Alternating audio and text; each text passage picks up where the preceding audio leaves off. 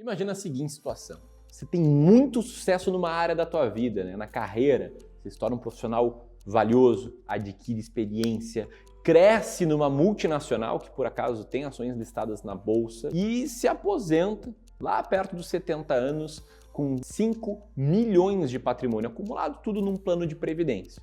E você pensa, poxa, com 5 milhões acumulado eu consigo ter uma renda passiva entre 15 mil e 25 mil por mês de forma perpétua e eu vou contar com a ajuda de um profissional qualificado, credenciado para me ajudar. Aí esse profissional vai te ajudar, só que na verdade ele tem um conflito de interesses. Se ele ser bem remunerado, ele tem que colocar produtos ruins para ti. E quanto pior os produtos ele colocar, melhor ele vai ser remunerado. Você não sabe disso, você confiou no profissional. E no fim dessa história, você não só perdeu teus 5 milhões que construiu numa vida inteira, como saiu devendo milhões de reais. E eu sei, parece fanfic, mas a verdade é que eu tenho um amigo meu próximo, aqui em Porto Alegre, que me contou essa história. Aconteceu num escritório de assessoria e recentemente eu entrevistei ele para usar essa entrevista num vídeo que comento sobre assessores de investimentos. E aqui eu quero te mostrar essa entrevista tão impactante que eu achei ela, sabendo que se eu ajudar uma pessoa, uma única pessoa,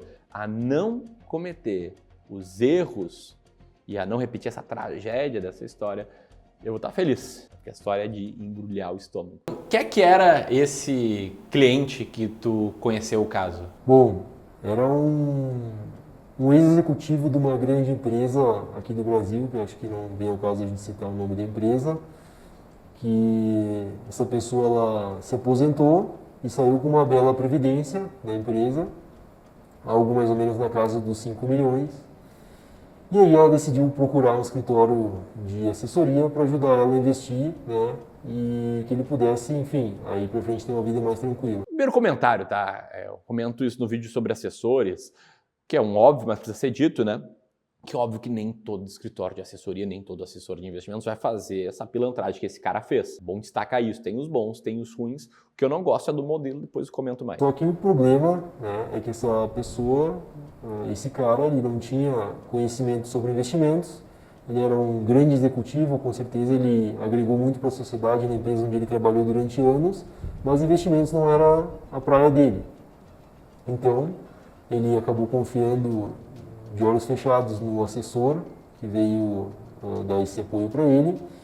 E aí, moral da história, onde é que eles investiram? Primeiro ponto, tá? Confiar de olhos fechados. Eu não quero que meus clientes confiem de olhos fechados nem em mim. Eles podem ter certeza, tá? Que eu não vou roubar eles, que eu não vou fazer o que esse cara fez, mas eu preciso que eles entendam a estratégia, porque senão eles não vão seguir a estratégia no longo prazo. Então não é assim, faz aí o que tu quiser e deu. Não, beleza, eu te ajudo a tomar boas decisões, mas tem essa lógica, tem alocação de ativos, tem um rebalanceamento. Então tem um fator importante de educação financeira que todo mundo precisa ter, investindo por conta própria, mais ainda, mas investindo com um profissional é importante ter determinado nível de compreensão. Investiram, eles resgataram essa previdência dele e eles investiram 5 milhões dessa previdência, que era o valor, num COI.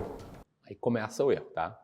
COI é um produto horrível. Um estudo que foi feito recentemente, a comprovação foi que 91% dos COIs são vendidos com uma expectativa de retorno abaixo do CDI. Por que acontece isso? Porque as taxas do COI são muito altas e você não percebe. Então aí que tá a pegadinha. Você está pagando, às vezes, 3% de taxa só para o assessor, mais a da corretora. Às vezes está pagando 4%, às vezes 5%, sem contar o custo que toda essa operação ali gera e tu não percebe isso. Por isso que muitas pessoas, muitos assessores acabam colocando o COI na carteira de outras. Isso acho que faz mais ou menos uns 2 anos. E se não for suficiente investir no COI, eles pegaram um crédito com esse investimento no COI de 100% do investimento, ou seja, ele investiu 5 milhões e pegou mais 5 milhões de crédito, e o custo desse crédito era 100% do CDI.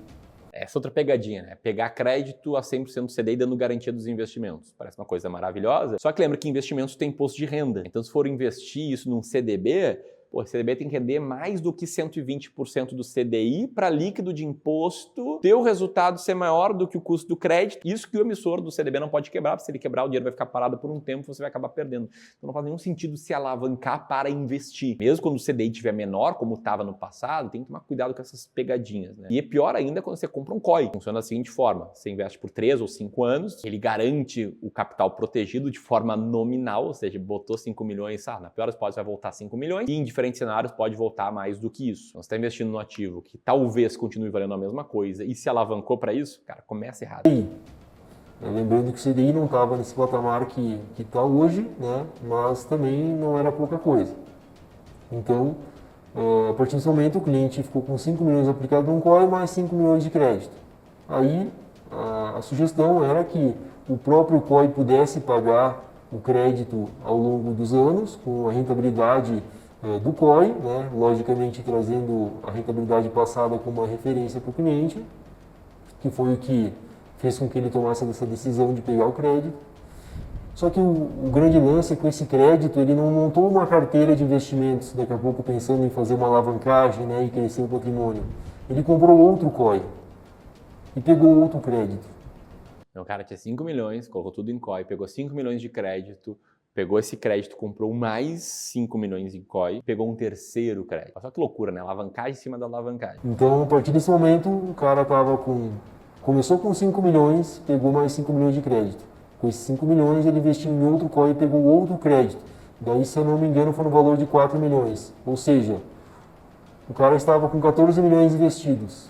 Sendo 14 milhões investidos e 9 milhões de crédito, né? De valor a pagar, que cada mês aumentava uma taxa de 100% do CDI. E aí, o que ele fez com esses 4 milhões extras, né? Tinha 5 em COI, pegou um crédito desse COI, ficou com mais 5 em COI, pegou mais 4 de crédito. E o que ele fez com esses 4 milhões que ele tinha em liquidez? Bom, amigo, daí vem a cereja do bolo, né? Porque justamente nesse momento onde ele estava com os outros 4 milhões liberados para realmente aplicar, era um momento onde a bolsa estava com uma volatilidade muito grande, então tinha muitas possibilidades nas famosas operações estruturadas, né, como Ruby, Collar, Booster. Né. Ouviu operação estruturada, ouviu Ruby, ouviu Collar, ouviu Booster, sai correndo, velho, foge, que estão tentando bater a tua carteira. Além de serem muito arriscadas essas operações, elas pagam uma comissão muito grande para quem te induzir a fazer elas. O que é uma operação estruturada? É uma operação onde tu tem um ativo como referência, vamos pegar, por exemplo, a Petrobras, e tu monta uma opção com um derivativo em cima dela em busca de um determinado objetivo. Pode ser se proteger contra uma queda, pode ser tentar potencializar uma alta, enfim. E essas operações estruturadas, feitas com opções, certo? Exatamente. Elas geram boas comissões? Ah, sim. Isso gira em torno na casa de 1,25% a 3% de comissão. Então, basicamente, com esses 4 milhões de liquidez, ele fez uma série de operações em que cada uma delas ele gerava de 1,25% a 3% de comissão. E como é que foi o resultado dessas operações? Bom, Ramiro, não sei se é muito sua praia, né? Porque eu sei que tu não gosta de opções e derivativos, mas basicamente o que manda, né, nesse mercado para tu ver se tu tem alguma operação estruturada é a liquidez nas opções. E empresas que têm uma grande liquidez de opções, ou as grandes como Petrobras, Banco do Brasil, Vale, ou também aquelas empresas que estão, né, numa situação atípica, como por exemplo naquela época era Via Varejo, Magalu, Cielo, Cogna, né?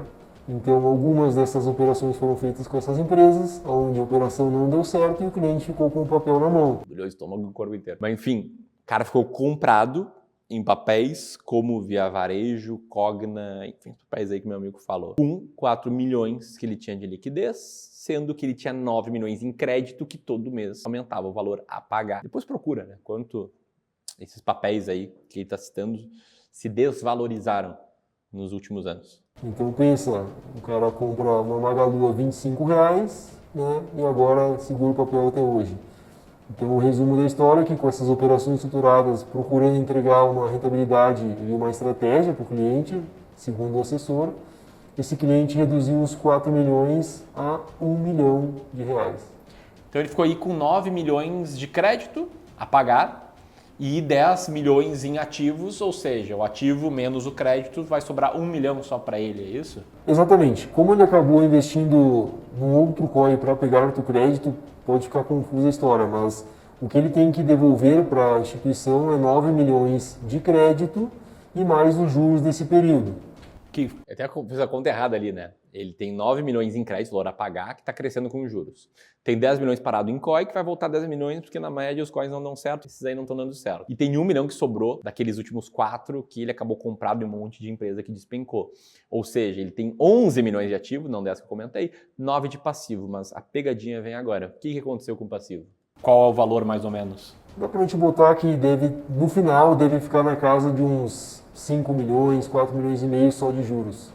Então, quando for vencer esse crédito não vai ser de 9, vai ser de 14. E o patrimônio do cara é 10 em COI, mais um que sobrou das operações estruturadas. É 11.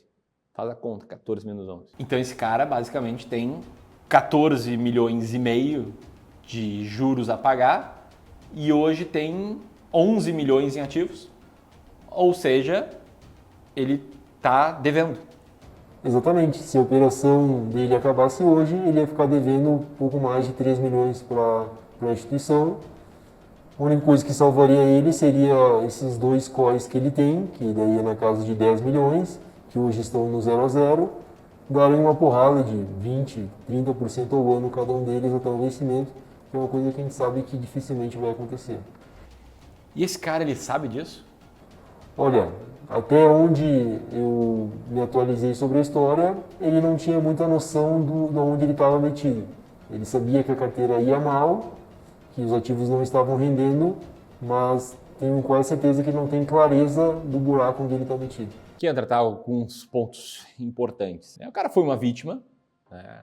Uma vítima, isso que fizeram com ele é algo criminoso, deveria ser criminoso, mas sem querer passar pano para o profissional que fez isso com ele, o fato é que o investidor que aperta o gatilho, ele tem que ter uma mínima noção do que está fazendo. Ele não pode não ter noção nenhuma daquilo que está fazendo. Ele merece, então, sair de um patrimônio de 5 milhões para menos 3,5? É óbvio que não. De novo, ele foi uma vítima de um crime que ele não teria sofrido se ele tivesse o mínimo de educação financeira. O grande ponto aqui é: existem profissionais ruins no mercado financeiro, não só assessores, existem gestores ruins, fundos que quebraram, caíram 99%, existem consultores ruins, existem analistas ruins, mas o ponto é que você sempre tem que saber onde está se metendo, você sempre tem que saber o risco que você está correndo e principalmente, aí é o ponto que eu não gosto da assessoria, você tem que saber quanto esse cara está ganhando. Eu aqui com os nossos clientes de Wealth, cobro uma taxa transparente, o cara sabe quanto ele está nos pagando, a gente não ganha nada mais do que isso. Ele sabe que a gente está junto dele, a gente vai ganhar isso aqui e independentemente de como a gente investir, vai ser pensando nos melhores interesses dele. Tá na assessoria, que nem gerente bancário, a renda do cara que te ajuda é via comissão. Isso se ele não adotar o modelo de fee-based, né? Mas na média, 99% praticamente é commission-based. E aí cria esse conflito de interesses. E às vezes, né, faz o cara botar 15%, 20% de COI na carteira do cliente, machuca um pouco, mas não quebra. Mas em casos extremos como esse aqui, é o que drivou, né, o que deu força aí para essa série de bizarrices que fizeram na carteira, né? Um COI, crédito, outro COI, operações estruturadas, enfim, esse cara deve ter feito aí uns, sei lá, 500 mil, 600 mil de comissão em cima desse pobre coitado que saiu de 5 milhões por menos 3. História bizarra, compartilha para que mais pessoas conheçam ela, não caiam nisso, comenta aqui o que você achou. Aqui eu vou deixar um vídeo sobre assessores de investimentos e por fim, se você quiser saber como funciona o nosso trabalho, que a gente não ganha taxas embutidas. A gente fugiu desse modelo justamente por isso, a gente nunca foi assessor justamente por isso. Vou deixar aqui o link de um formulário para você solicitar que a gente entre em contato. Se você tiver perfil que a gente busca, a gente vai entrar. Grande abraço e até mais.